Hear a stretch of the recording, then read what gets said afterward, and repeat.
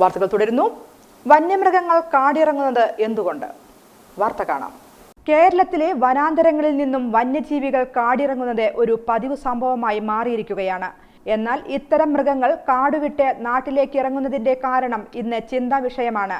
ഇതിന് ഒറ്റയടിക്ക് പറയാൻ കഴിയുന്ന ഉത്തരം മനുഷ്യന്റെ കാടത്തം എന്നു തന്നെയാണ്. ഭൂമി മുഴുവൻ വെട്ടിപ്പിടിച്ച മനുഷ്യൻ കാടു കയറാൻ തുടങ്ങിയതോടെയാണ് കാട്ടുമൃഗങ്ങൾ നാട്ടിലേക്ക് പ്രയാണം ആരംഭിച്ചത്.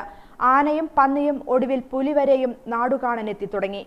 കഴിഞ്ഞ ദിവസമാണ് പാലക്കാട് കൊല്ലങ്കോട് വാഴപ്പുഴയിൽ മാവിൻ തോട്ടത്തിലെ കമ്പിവേലിയിൽ പുലി കുടുങ്ങിയത്. ഒടുവിൽ വനപാലകരെത്തിയാണ് പുലിയെ കുടുക്കിൽ നിന്നും രക്ഷപ്പെടുത്തി കൂട്ടിലാക്കി കാട്ടിലേക്ക് വിട്ടത്.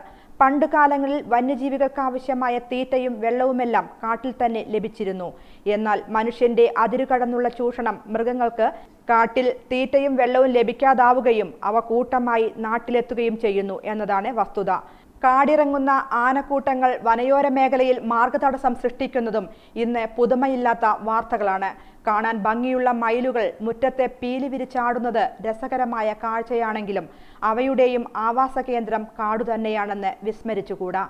ഓരോ വർഷവും നമ്മുടെ വനവിസ്തൃതി കുറഞ്ഞു വരുന്നതും ഇത്തരം പ്രശ്നങ്ങളിലേക്ക് വിരൽ ചൂണ്ടുന്നു. എല്ലാറ്റിനെയും കയ്യിലെടുത്ത് അമ്മാനമാടുന്ന മനുഷ്യൻ തിരിച്ചടിയുടെ കാര്യവും കാലവും ഓർക്കുന്നത് നന്നായിരിക്കും. ഒരു കാലത്ത് മരങ്ങളാണ് മഴയ്ക്കു കാരണമാകുന്നതെന്ന് പഠിച്ചിരുന്നെങ്കിലും പുതുനാമ്പുകൾ അത് അംഗീകരിക്കാൻ തയ്യാറല്ല. അവർ കണ്ടതും കേട്ടതുമെല്ലാം ബംഗാൾ ഉൾക്കടലിലെ ന്യൂനമർദ്ദമാണ് മഴയ്ക്കു കാരണമെന്നാണ്. ഇടവപ്പാതിയും തുലാവർഷവും വന്നാൽ വന്നു എന്ന് മാത്രം. ഇത് നമ്മുടെ മൃഗസമ്പത്തിനെയും കാര്യമായി ബാധിച്ചു. നഷ്ടപ്പെട്ട വനവിസ്തൃതി തിരിച്ചുപിടിച്ചില്ലെങ്കിൽ നമ്മുടെ പിൻഗാമികളുടെ നിലനിൽപ്പ് തന്നെ അപകടത്തിലാക്കും. ഓർക്കുക, കാടും നാടും വീടുമെല്ലാം നമുക്ക് ആവശ്യമുള്ളതാണ്. ഈ ഭൂമിയുടെ അവകാശികൾ അതെല്ലാം കാത്തു സൂക്ഷിക്കേണ്ടതായിട്ടുണ്ട്. മഴുമുനകളുടെ കേളി നിർത്താൻ സമയമായി.